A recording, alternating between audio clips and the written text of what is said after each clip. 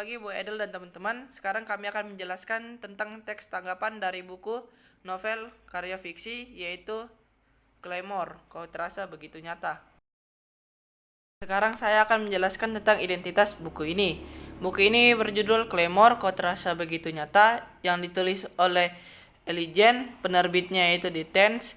Tahun terbitnya 2013, kota terbitnya adalah Yogyakarta, dan jumlah halamannya itu adalah 186 halaman. Dan sekarang saya akan menjelaskan tentang isi konteks dari novel ini. Novel ini berjudul Claymore, Kau Terasa Begitu Nyata, yang ditulis oleh Elijen dan bergenre romance serta fantasi. Berlatar belakang anak kuliahan, dan fokus utama cerita ini adalah tentang kehidupan Claymore, seorang penyihir yang mempunyai kehidupan yang kelam serta menyedihkan, sampai seseorang bernama Edhan datang yang juga seorang penyihir membawa Claymore ke kehidupan yang baru untuknya. Selanjutnya ada bagian deskripsi. Saya akan menjelaskan bagian deskripsi ini. Novel ini mengisahkan seorang gadis bernama Claymore yang baru saja datang ke kota baru 2 bulan yang lalu dan memutuskan untuk bersekolah di salah satu sekolah di situ. Ia mempunyai sifat menyendiri dan mengecilkan dirinya sendiri. Semua orang di sekolah menganggapnya aneh dan mengerikan karena dia memiliki kekuatan untuk membaca pikiran orang lain dan menyerang pikiran orang lain. Karena kekuatannya itu tidak ada orang yang mau berteman dengannya.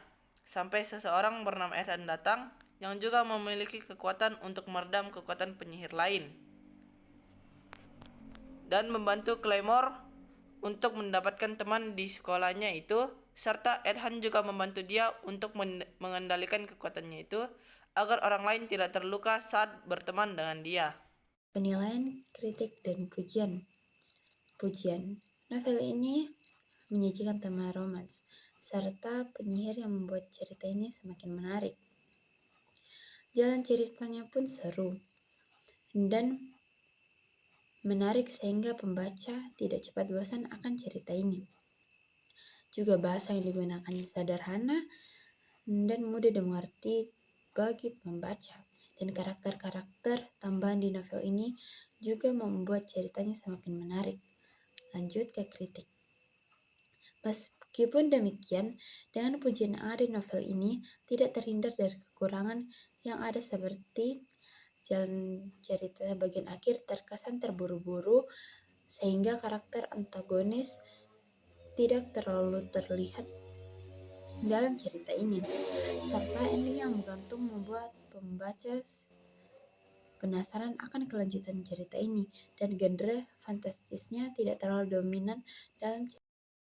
Lanjut kesimpulan, meskipun begitu cerita ini juga cukup menarik karena jarang ditemukan ada cerita yang menciptakan tentang romance disertai dengan penyihir. Novel ini juga cocok untuk kalangan remaja usia 12-18 tahun. Mungkin Alijan juga bisa membuat karakter antagonis lebih dominan di tengah-tengah cerita agar alurnya menarik. Juga tidak terlalu berfokus pada genre romantisnya saja agar genre fantastisnya terlihat. Itu sedikit saran dari kami untuk novel-novel